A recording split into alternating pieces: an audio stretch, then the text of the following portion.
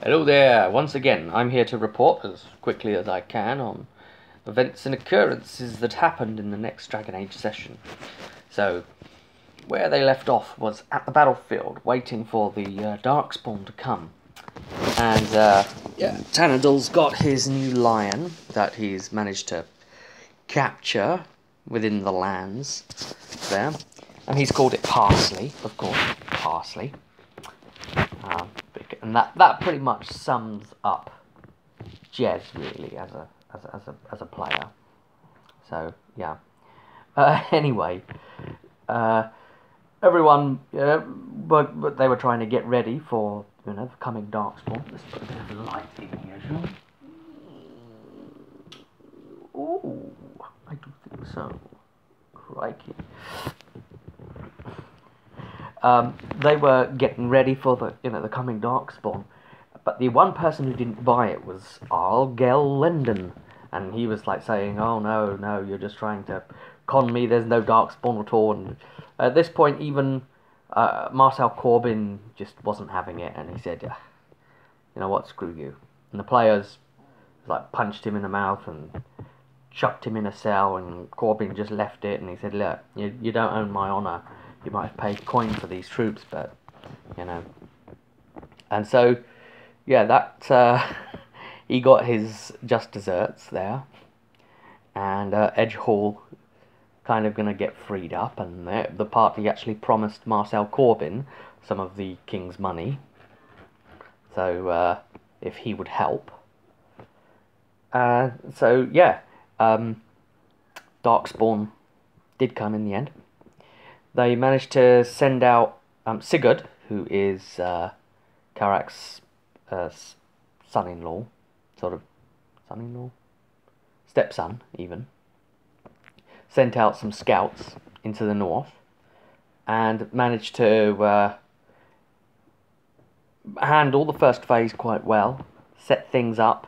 We tried doing things a little bit differently, because the group didn't really go much on the mechanics of the mass battle system. And, we played them as written. And that was one thing. But, yeah, it was the case that the guys felt that all the plans they're putting into place are not really getting represented. I mean, it's like a plus on the roll for the target number, but it should be heading towards the advancement more than anything. So I said, alright, we will try something different, alright, for this battle. So we tried letting it be the actual degrees of success, not from the dragon die, but from how many points over you actually do on your roll, with a cap of 6 in place, so you can't go any higher. What you'll ultimately find is that those that are quite good at rolling in those situations pop out quite a lot of 6s.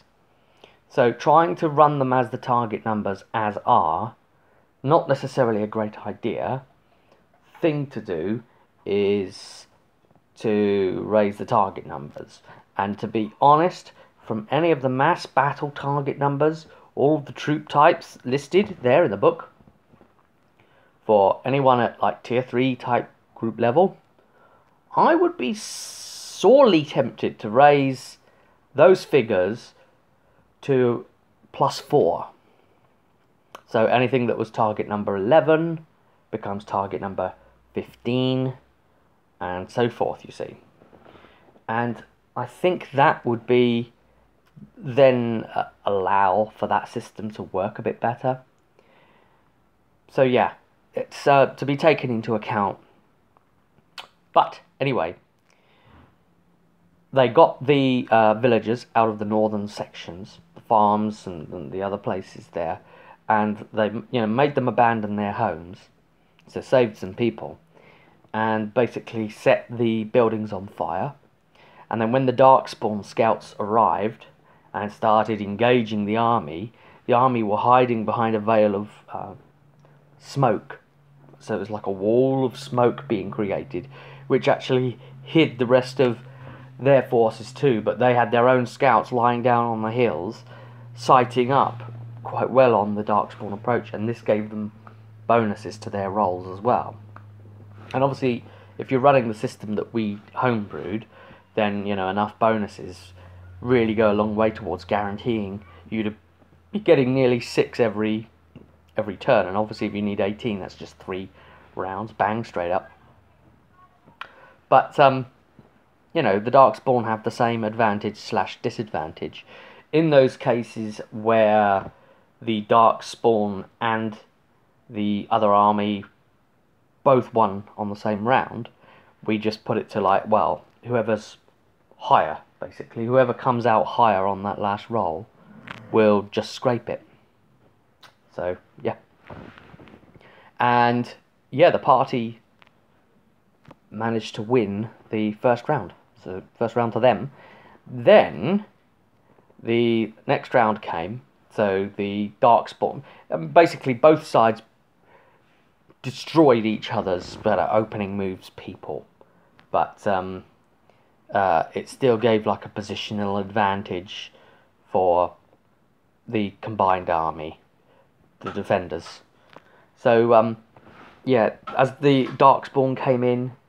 Oh, yeah, and that's the other thing. We ran the flashpoint, and they tried to kill One Horn, and they couldn't do it. They couldn't kill One Horn. So they had to back out of the fight. One Horn is a giant epic ogre. So they actually ran away and abandoned the battle. Or they would have got killed. So, something the party couldn't do. He had these full-on Hurlock handlers, and it was just nasty, and there was reinforcements coming.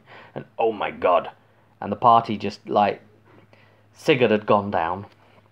And they had to drag him out of there, because they could see, look, we're going to get screwed by this. So, yeah. And I think at that point, everyone's got to respect again for just how dangerous Hurlocks are. And oh my god, they really are dangerous. They, put out their 3d6 plus damage, swinging these great big lumps of metal. So, yeah. Anyhow, they pull out of that, but they still win the round. So, all good, all good. Yeah, now, here's the thing. Second engagement, it got to, its point, and they said, well, maybe we don't want to have to risk ourselves on the next bit, until they realised that Marcel Corbin himself was cut off from the rest of the force, and that they were going to have to save him. Of course, meanwhile, now this ogre is let loose. He's tearing the crap out of the cavalry forces, sending them this way and that way, and really pushing the chevaliers out and back. And so, yeah, things looked pretty bad for the party, but they managed to wreck their way through and rescue Corbin. Because that would have been their general. They actually elected Corbin as the general, and as such, I allowed the players to take turns playing Corbin for different battles, different rounds within the mass battle thing. So someone else did the roles for Corbin in second. Yeah. And but of course I think it was Sigurd actually leading the first phase anyway. But yeah, I don't know who was doing it on second, probably Jez, in all likelihood, Tanadal's player. And the third round was actually Pete. We'll get to that. We had Pete there, of course, with the yellow eye. Right, so they beat round 2 as well. Rescued Corbin. Oh my god. Even with all of that against them, and now their cavalry charge isn't really saving them. The main forces have engaged and being crushed, but the Darkspawn don't have any stage 3 specialists at this point. And the PC army and the combined army still have enough specialists to tip the balance there as well. They've already won the battle, they know at this point, because they've won 2 phases.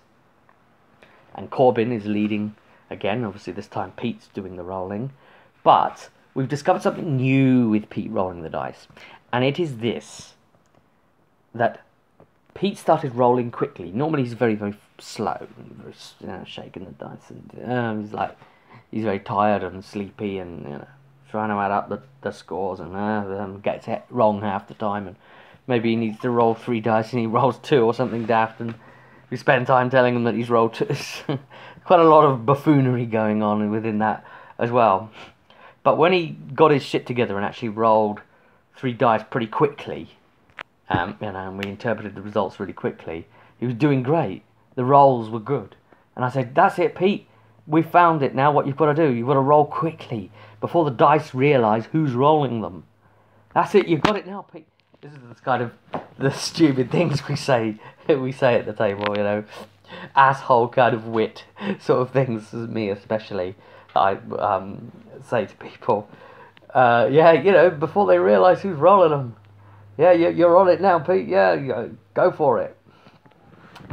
And everyone bought into that then, and it seems to be working. Then because I've stated it's a thing, it's because I've pointed it out, it's then going to keep happening to back me up, because the universe has a sense of humour like that. I've noticed at our table, and that's always fun. Like I'm when I'm playing Warhammer 40k and I've got plasma weapons, I'm known as the guy that rolls the gets hot phase, and that's the thing now. They've the universe has made that real. So, it's like getting cursed or something. Right. Anyway, they win phase 3 as well. So they've completely crushed the Darkspawn army, completely in detail, and they get their reward money, and the land is saved, and Edgehall is saved, and they get Aldrich LaPointe turn up, and Aldrich, who is played by Joel, comes along and says, yes, I've just travelled from Orlais, and there's a lot of great trouble there. Also, to a place that I know that you've all been before, back into the monastery of the Sanguinary Rose, i.e. Scarlet Monastery, i.e. World of Warcraft, Dungeon Instance. You might remember the party all went there before and did Graveyard, which is the first place you do. And of course one of Pete's characters died in there, Bullheim, and got pulled down, separated from the group, pulled down by undead, and that was him done on his way to the boss. But they get to go back now, because there's more trouble happening at the monastery of the Sanguinary Rose, the Orlesian monastery. It's kind of a off-Templar order sort of thing. So the party said, well, we better get on to that then. That's a follow-up that we really ought to do. And Aldrich kind of leaves them to it, and leaves again. Joel's going to be bringing in a new character to actually play with the group. So, keep your eyes peeled for new information happening there. Well, anyway, the party head over into Orlais, but not before Martel Corbin has also alerted them to some dirty dealing, trading, smuggling things going on, originating from Halam Sherol and in Orlais, which nicely sets up our time in Orlais to bring about the brand new core rulebook adventure, which we'll get to, which we will get to, but we're not doing that yet. So they headed off instead to the Monastery of the Sanguinary Rose. Sanguinary Monastery, SM run, lib, LFG, LF one more, LF1M, DPS Plox. Oh, I don't know, healer. LF1M, healer. Oh, God. At least it wasn't a pug group, but, Right. Played way too many computer games of this manner. So, they go in, they attack. Now, how to do this? Well, the case of representing the stuff inside the library wing And if you've played the World of Warcraft library, then you'll know what the content is. If you don't know what this is, I'm really sorry that you're going to be left kind of none the wiser on this, because I don't really have the time frame to explain all of that to you. But you can go and research that if you want and see what that's about. The old version of the library. Right, so anyway, they just fighting a few sort of Templar types, really. Templar mobs, NPCs.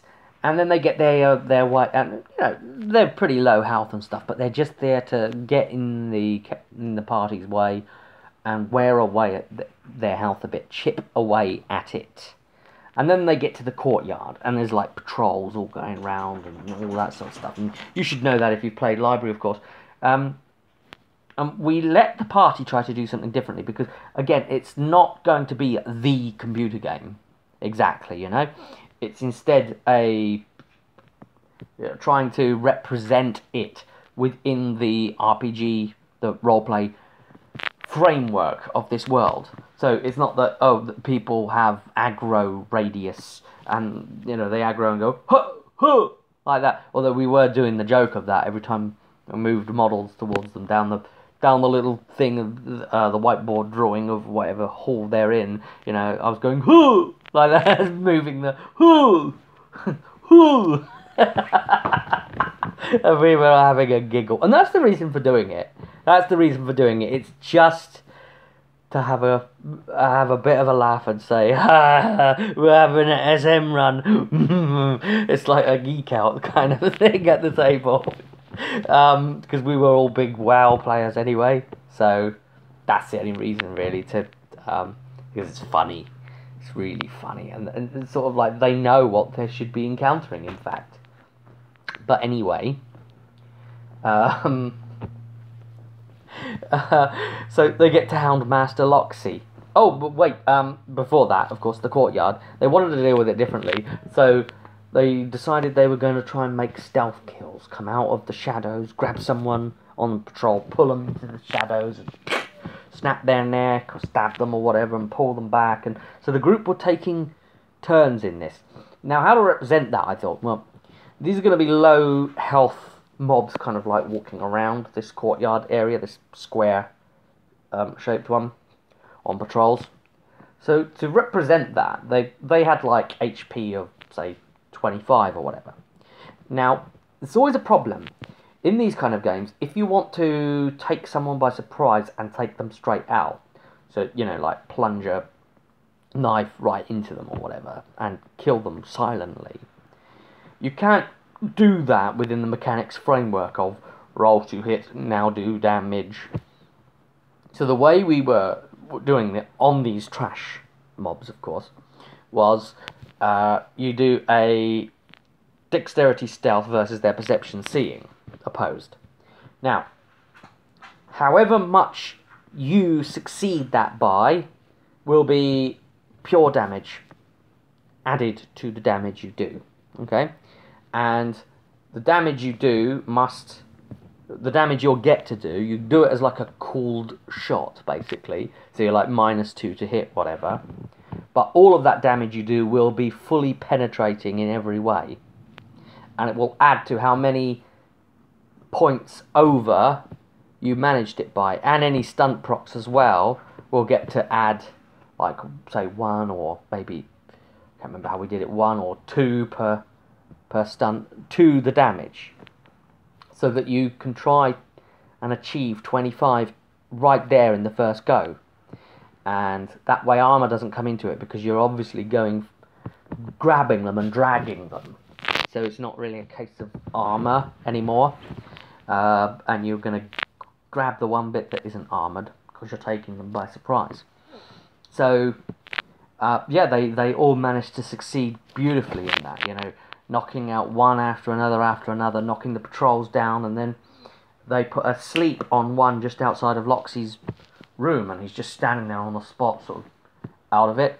And Loxy decides to come forward, and he starts, interrogating this guy, saying, "Look, what's wrong with you?" And one of the characters tries shouting back in the guy's voice, pretends to be him, but Loxy doesn't really by it. He doesn't settle for that, at least. He thinks there's something funny going on. So he steps right out of the room kind of thing. His Mabari hounds are just behind him. That file now exists online. I did a quick rough for Loxy, my own notes, so that I could use him. And so that should be available in the linky thing below, whatever. So, yeah, he's the Hound Master. And it was kind of obvious that this was all going to be Tanador. You know, Hunter BM Spec Loot. Basically, and that's what he is, you know, because he's got his lion pet. And he's a warrior class who is Ranger. So, yeah. Anyway, he came out. There's the sleeping one. Old Yellow Eye there with his crossbow.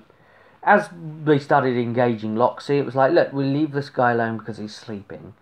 And, Pete there, he was trying to shoot the sleeping guy to wake him on up. And he was doing a lot of things like that. Whenever it's the CC'd one,